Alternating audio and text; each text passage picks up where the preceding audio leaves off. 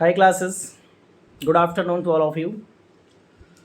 कल जैसा कि आपको पता है, कल मैंने आपको सूरदास का जीवन परिचय मैंने आपको दे दिया था। ठीक है, आज उनके पद जो हैं, चैप्टर जो हैं, उनका स्टार्टिंग हम करने चल रहे हैं। जिसमें पहला जो उन्होंने पद लिखा है सूरदास जी ने आपके चैप्टर के अकॉर्डिंग, इस पहले पद में उन्होंने अपनी आराध्य, जो इनके आराध्य कौन है, भगवान कृष्ण, ठीक है, अपने आराध्य भगवान कृष्ण के चरणों की वंदना की है। ठीक है, और उन चरणों की महिमा का गान किया है कि उन चरणों की महिमा क्या है।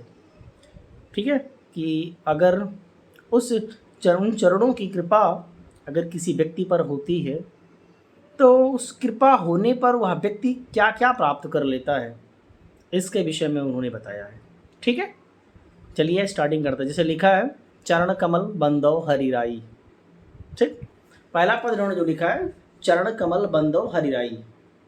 ठीक, जाकी कृपा पंगु गिर लाग है, अंधे को सब कुछ दर्शाई, बहिरो सुने गूंग पुनि बोले, रंक चले सिर छत्र धराई, सूरदास स्वामी करुणा में बार बार बंदा होती पाई। गजब की पंक्ति लिखा है भाई, ये अब क्या बताऊं। ऐसी रचनाएं एक अंधा व्यक्ति जिसको उन्होंने कहा कि मैं जन्मान दूं, वह कर दे, या तो एक ईश्वरीय वरदान ही हो सकता है। जिसमें देखिए, चरण कमल बंदो हरिराई, सूरदास जी कहते हैं कि मैं अपने आराध्य भगवान कृष्ण के चरणों की वंदना करता हूँ। चरण कमल बंदो हरिराई है, कहते हैं कि मैं अपने आराध्य भगवान कृष्ण के उन चरणों की वंदना करता हूँ जो कमल के समान कोमल हैं। ठीक, सूरदास जी कहते हैं कि मैं अपने आराध्य भगवान कृष्ण के, आराध्य इनके कौन है, भगवान कृष्ण, उनके चरणों की वंदना करता हूँ। और उनके चरण कैसा बताया, चरण कमल बंदो हरिराई, बंदो यानी कमल के समान जो उन कोमल हैं, उन चरणों की वंदना करता हूँ। ठीक है, सूरदास जी कहते हैं कि मैं अपने आराध्य भगवान कृष्ण के उन चरणों की वंदना करता हूँ जो कमल के समान कोमल हैं। इतने कोमल हैं जैसे कमल की नाल होती है, बड़ी मुलायम होती है, बड़ी कोमल होती है। ठीक है, तो मैं कमल के समान कोमल उन चरणों की वंदना करता हूँ अपने आराध्य की, जो कमल के समान कोमल हैं। जाकी कृपा पंगु गिर लाग है। ठीक है, और आगे कहते हैं, जाकी कृपा पंगु, पंगु मीन्स होता है लंगड़ा, गिरी मतलब पहाड़, लांग है मतलब पार कर जाता है। कहते हैं कि मैं उन चरणों की वंदना करता हूँ जिसकी कृपा मात्र हो जाने पर, ठीक है, मैं अपने आराध्य भगवान कृष्ण के उन चरणों की वंदना करता हूँ जिसकी कृपा मात्र हो जाने पर एक लंगड़ा व्यक्ति गिरी लांघ है, पहाड़ों को पार कर जाता है। ठीक है, कहते हैं कि ऐसे चरणों की वंदना मैं करता हूँ कि जिसकी कृपा मात्र हो जाने पर एक लंगड़ा व्यक्ति पर्वतों को पार कर जाता है और अंधे को सब कुछ दर्शाई। अंधे मतलब अंधा व्यक्ति जिसको कभी दिखाई नहीं देता, सब कुछ दर्शाई, दर्शाई मतलब दिखाई देने लगता है।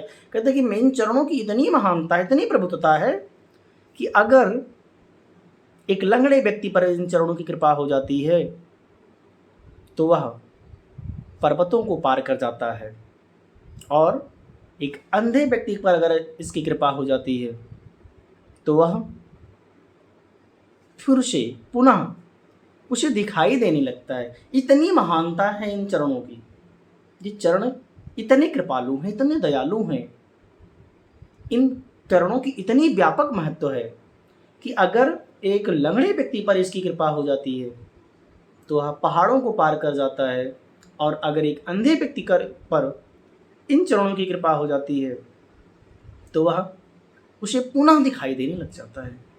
और आगे इन्होंने लिखा है कि बहिरो सुने गूंग पुनि बोले, रंग चले सिर छत्र धराई। सूरदास जी कहते हैं कि इन चरणों की इतनी महत्वता है, इतनी महत्व है कि अगर एक बहरा व्यक्ति पर जो कभी सुन नहीं सकता, अगर इन चरणों की कृपा उस बहरे व्यक्ति पर हो जाती है तो वह पुनः सुनने लग जाता है। ठीक है, पुनः सुनने लग जाता है। इतनी महत्व है इन चरणों की, इतनी दयालु हैं इन चरणों की, इतनी महानता है, इतनी महत्व है इन चरणों की कि एक बहरा व्यक्ति फिर से बोलने लग जाता है, सॉरी सुनने लग जाता है। और गूंग पुनि बोले, और गूंगा व्यक्ति जो कभी बोल नहीं सकता, अगर उसके ऊपर इन चरणों की कृपा हो जाती है, मेरे कृपालु दयालु मेरे आराध्य कृष्ण के इन चरणों की कृपा अगर एक गूंगे व्यक्ति पर हो जाती है जो कभी बोल नहीं सकता, तो वह पुनः बोलने लगता है। इतनी महत्व है इन चरणों की कि वह तुरंत पुनः बोलने लग जाता है।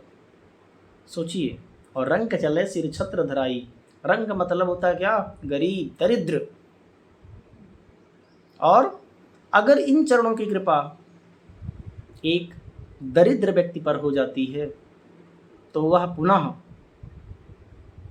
क्या बन जाता है, अपने ऊपर सोने का छत्र धारण करके चलने लगता है, अर्थात रंक से राजा बन जाता है। ठीक है, अगर इन चरणों की कृपा एक दरिद्र व्यक्ति पर पड़ जाती है, तो वह अपने सिर पर सोने का छत्र धारण करके चलने लगता है। अग मेरे कृपालु दयालु प्रभु इतने दयालु हैं, इन चरणों की इतनी कृपा है कि अगर एक बहरे व्यक्ति पर हो जाती है तो सुनने लगता है, गूंगे व्यक्ति पर अगर इसकी कृपा हो जाती है तो वह बोलने लगता है, और एक दरिद्र व्यक्ति पर अगर इसकी कृपा हो जाती है तो वह पुनः क्या हो जाता है, राजा बन जाता है। और राजा बनकर अपने सिर पर सोने का छत्र धारण करके, आपने देखा होगा राजा महाराजा जो होते हैं उनके रथ पर एक छत्र लगा होता ऊपर, उसी प्रकार से एक दरिद्र व्यक्ति पर अगर इसकी कृपा हो जाती है तो वह सोने का छत्र धारण करके चलने लग जाता है। इसीलिए सूरदास जी कहते हैं कि सूरदास स्वामी करुणामय बार बार बंद होती पाए। सूरदास जी कहते हैं कि मैं ऐसे कृपालु दयालु प्रभु अपने आराध्य कृष्ण के चरणों की वंदना बार बार करता हूँ, बारंबार करता हूँ। क्यों करता हूँ? क्योंकि ये चरण इतने कृपालु हैं, इतने दयालु हैं, मेरे आराध्य इतने दयालु हैं कि अगर इनकी चरणों की कृपा, इनके चरणों की रजधूल कह सकता हूँ मैं, अगर एक लंगड़े व्यक्ति पर हो जाती है तो वह पर्वतों को पार कर जाता है, और अगर एक अंधे व्यक्ति पर हो जाती है तो वह उसे पुनः दिखाई देने लग जाता है। संसार उसके लिए, जिसके संसार कुछ नहीं था, जिसने संसार के कभी रंग को नहीं देखा, वह भी पुनः संसार को देखने लग जाता है। और अगर बहरे व्यक्ति पर हो जाती है जो कभी सुन नहीं सकता था, तो वह पुनः बोलने लग जाता है, सुनने लग जाता है। और गूंगा व्यक्ति पुनः बोलने लग जाता है। और एक दरिद्र व्यक्ति जो इस संसार से हार मान चुका होता है, उसे भी हमारे कृपालु ईश्वर पुनः राजा की तरह सोने का छत्र धारण करके चलने के लिए जैसा बना देते हैं। इसलिए सूरदास जी कहते हैं कि मैं ऐसे दयालु कृपालु अपने ईश्वर आराध्य के चरणों की वंदना बार बार करता हूँ, बारंबार करता हूँ। ठीक है, ये इस पद का भावार्थ रहा। अब आइए, इसमें 2 नंबर का आपको मिलता है काव्यगत सौंदर्य। ठीक है, वो भी बता देते हैं। ठीक, देखिए मैंने आपको कल बताया था सूरदास जी की रचनाएं जो हैं ब्रज भाषा में हैं। ठीक है, तो इसकी भाषा क्या है, ब्रज है। ठीक है, शैली क्या है, प्रवाहपूर्ण, और प्रवाहपूर्ण के साथ साथ भक्ति रस। ठीक है, प्रवाहपूर्ण भक्ति रस है इसमें, रस क्या है, भक्ति। ठीक है, और शैली प्रवाहपूर्ण। ठीक है, भाषा ब्रज भाषा। देखिए प्रथम 2 लाइन जो है, चरण कमल बंदो हरिराई, चरण, इसमें देखो चरणों की क्या की गई है, तुलना। ठीक है, और चरणों को के बीच और कमल के बीच के जो अंतर था, दोनों को खत्म करके, एक दूसरे के बीच को अंतर को खत्म करके एक बना दिया गया। इसलिए चरण कमल बंदो हरिराई में रूपक अलंकार है। ठीक है, और इसके साथ साथ छंद क्या है इसकी, गेय पद, इसको गाया जा सकता है। मैं गा के नहीं बताया हूँ, लेकिन इसको गाया जा सकता है। ठीक है, तो छंद में आप लिखेंगे गेय पद, और रस में इसमें लिखेंगे माधुर्य, ठीक है, लक्षणा माधुर्य इसकी छंद है, सॉरी हाँ गुण है, ठीक है।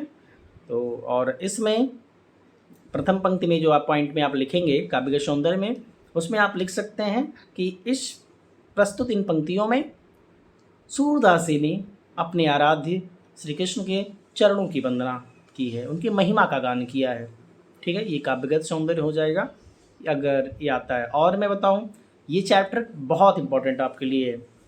इस चैप्टर से जीवन परिचय और पंचछंद कई बार, आई थिंक मुझे जहाँ तक याद है 7 से 8 बार बोर्ड में दिए गए हैं। तो आप लोग इसको बहुत अच्छी तरह से पढ़िए। जहाँ कहीं समस्या होती है, कोई पंक्ति पढ़ने समझने में आती है समस्या, तो आप हमें कमेंट करके बताइए, हम आपका उसका समाधान आपको देंगे, ठीक है।